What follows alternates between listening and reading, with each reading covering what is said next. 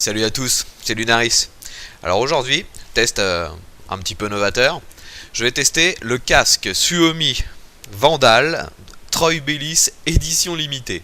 Alors le titre est un petit peu long, mais c'est un casque donc qui est de la marque italienne Suomi, donc une marque haut de gamme.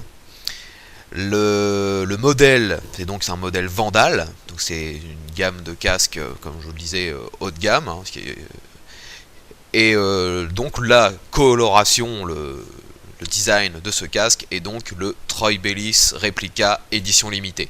Donc c'est un casque qui était donc utilisé par le pilote Troy Bayliss, donc un pilote Ducati, qui a gagné plusieurs fois le championnat du monde Superbike.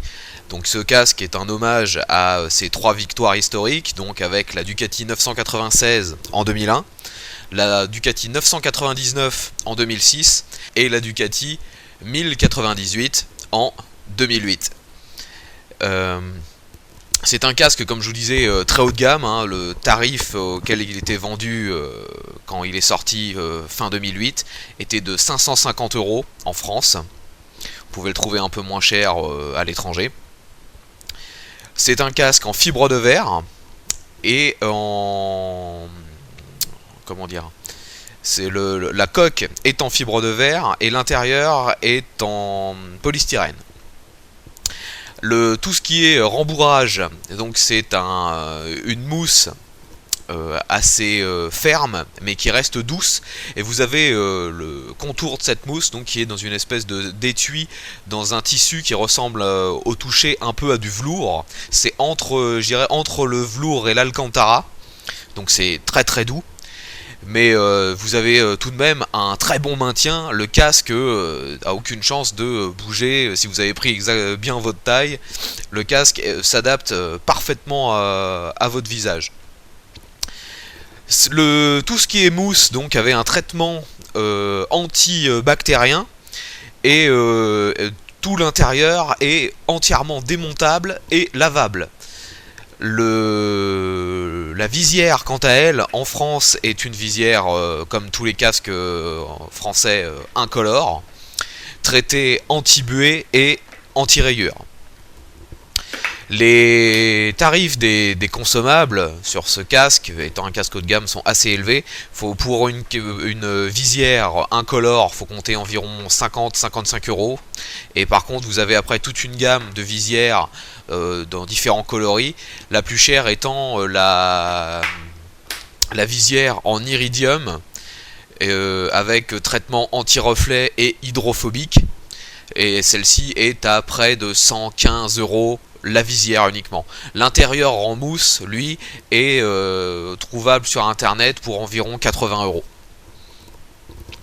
Alors ce qui fait de ce casque un collector est qu'il n'a été édité que à 1098 exemplaires, en référence à la victoire de Troy Bayliss sur la Ducati 1098.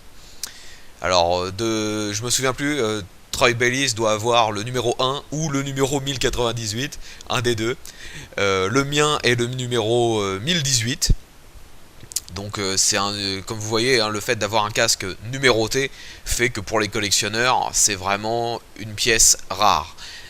À moins vraiment d'un coup de chance énorme, vous ne trouverez plus ce casque à la vente, ni sur internet, ni dans les magasins.